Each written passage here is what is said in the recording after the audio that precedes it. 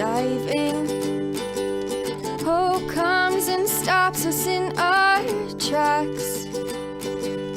Bravely we prove in our striving, trudging together each day. Where there's a will, there's a way. Morning, my fellow trudgers. It's Friday. Welcome to Friday. Hope everybody had a good week.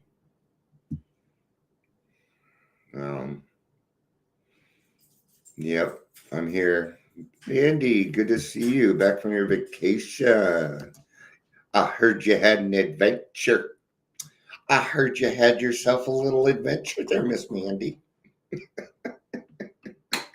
Run to my plane. I'm running to my plane. I'm glad you're home. I hope that cheered you up a little bit at least.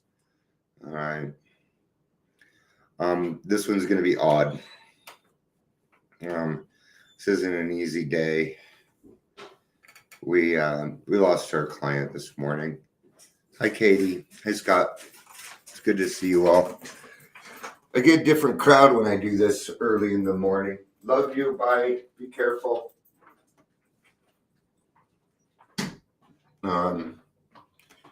It was weird. Everybody in the house just woke up at 7 and we got to say goodbye to Susie this morning. And I hope we gave her some wonderful last days. That's what we were doing. This was her best friend's house, so she got to pass in her best friend's house, in her best friend's bed. I know Barb was here last night too, because there was just funky stuff going. It just felt weird. Not bad weird, but just odd. So, we're going to deal. It's unfortunate, but when you work the front lines, death comes with the job. And you're going to have to learn. We have to learn how to deal and cope with death in our lives. We can sometimes have very tragic lives. So, speaking of tragedy, let's talk about the loneliness and how we don't have to be alone anymore. I did so much yakking that I forgot to tell some people I was live. If you could give me a second. And you guys have probably noticed that being a little bit more assertive. All right. I'm letting people know what we're doing. We're not messing around anymore, man. We're not. So, yeah. Alone no more. It's going to come out of, as Bill sees it, looks like we'll be in the 12 by 12, page 116. Okay. We are going to do some introductions. Good morning, Katie. Good morning, Scott. Good morning, Mandy. I know I probably said it, but I don't know that I said good morning to Katie. I just wanted to include everybody. Welcome to the Daily Trudge. My name is Dion, and I'm going to be your host today. Right. If you're here, please say hello, whether you're watching the live or the rewatch. And this video will probably be safe to share. Here I'd give warnings, non-warnings. Yeah, this one's probably going to be safe. So let's pull out the trusty old 12 by 12, right? This book also has several answers in it. Yes, it does, Scott. Thank you. Thank you. My wife's the real superhero. She is.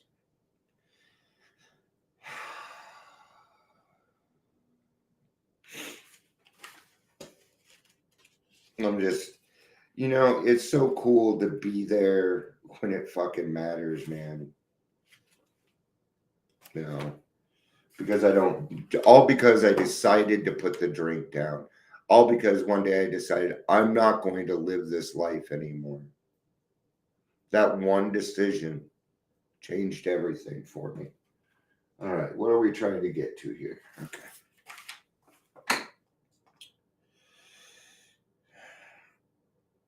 All right, we're just going to start at the pot, but yeah, it's still happening. My brain is moving faster than my mouth. So I'm probably going to go a little bit slower, or I will read this whole thing backwards.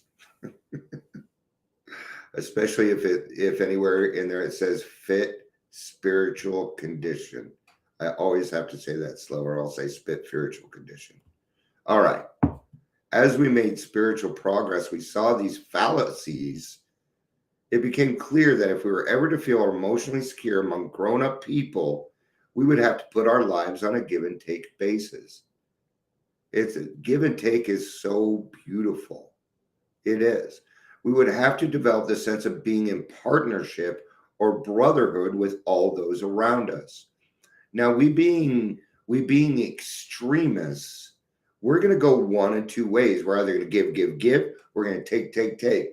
Okay. You need to give 50% of the time and you need to take 50% of the time. Or the people around you are going to feel unappreciated. What does that mean? That means, oh, you know what? I've got this one problem, and I think Scott would be able to answer it best because of what he does. See? And that's how I think of things.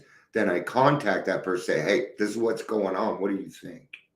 Yeah, I didn't think of it that way. Right? Or just call somebody. I was just seeing how you work. I've gotten a couple of those phone calls lately. They feel nice. And they're weird too. You're just calling. That's awesome. Cool. Yeah, I'm great. How are you? I'm learning how to have adult conversations. I was hanging out with my friend Amy Moore yesterday, and we just talked. It was weird. We just talked about shit. And I said, you know what? That was nice.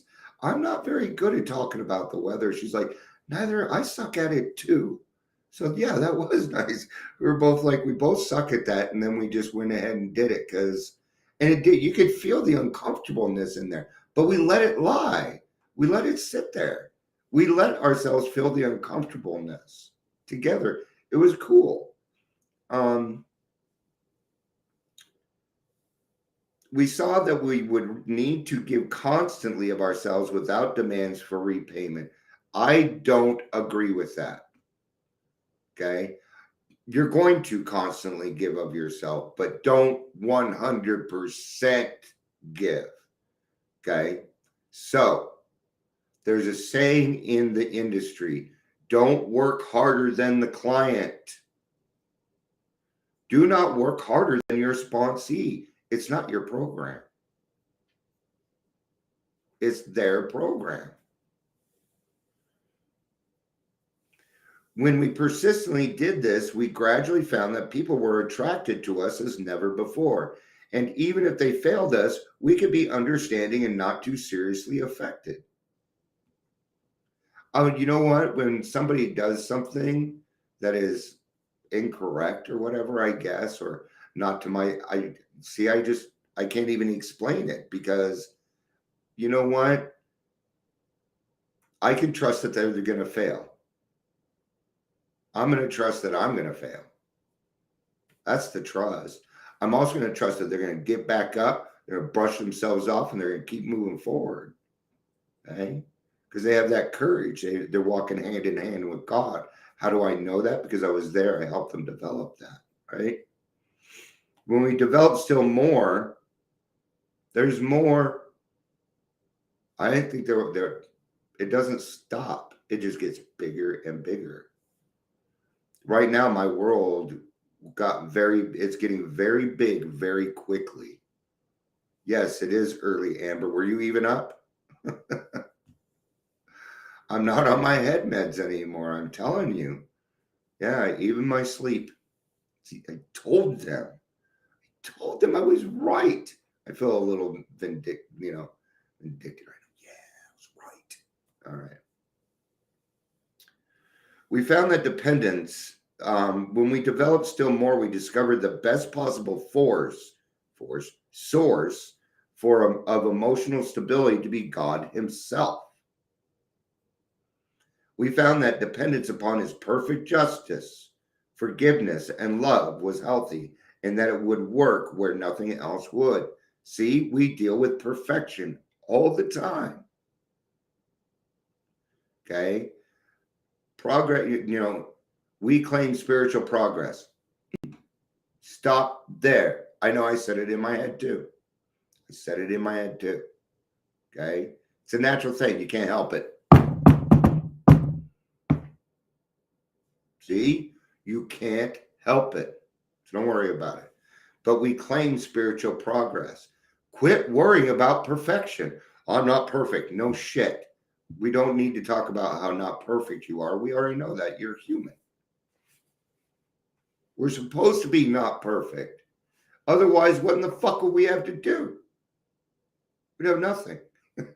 If we were perfect and it was utopia, we'd probably all kill each other out of boredom. Look what happened during Coronas, right? Yeah. What is utopia? Because utopia for you is going to be utopia.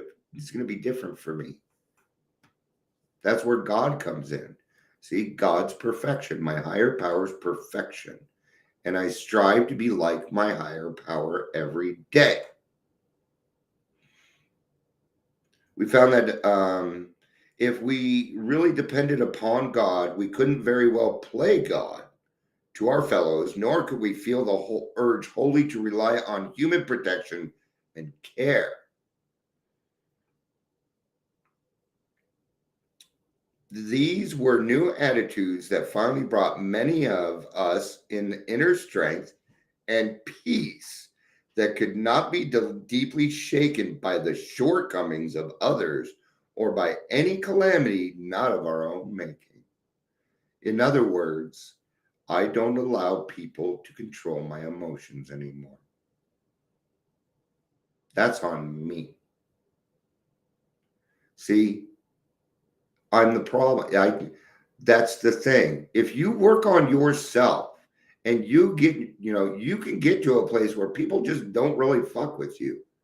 Or what they'll do is they'll get a group of people because that's what they're going to need. And it still won't work. If you do this, it won't work. And I'm going to tell you something. When you're doing it the right way, people are going to come after you. Yeah. It's the lower power of your own understanding. Means you're doing the right thing. So laugh. Laugh. I can't touch you. Can't touch this. Okay? You can't. You cannot. Right?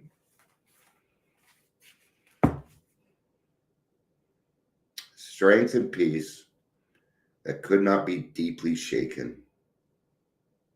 See, other people's problems, OPP, do not bother me anymore. Now, I might get passionate about some things like homelessness. Okay? Here's the other great thing. I love it. Thank you for saying this, Miss Amber. Best fucking thing that's happened in 9 months, knowing I'm not in control of everything. I love not being in control. I absolutely love it because I don't know what's going to happen, and it's kind of an adventure. What new thing is God going to put in my life today? Where before it was like, no change, nothing new. No.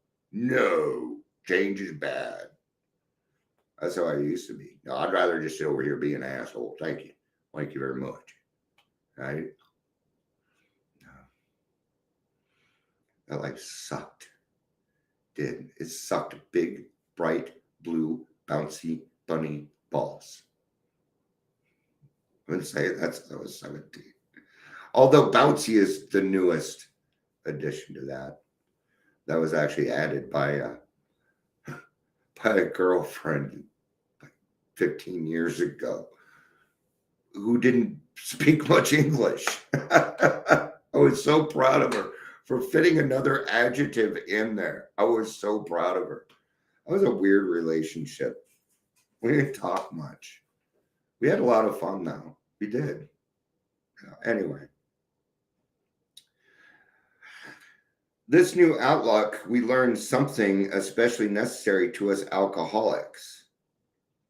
We need it. We need this new outlook. Okay? For alcoholism had been a lonely business. Even though we have been surrounded by people who loved us. Yeah. We could go to Mile High Stadium. I refuse to call it anything else. Why? Because I'm the one that paid the fucking taxes to build the goddamn thing, and I don't see why we need sponsorship when we own the damn thing.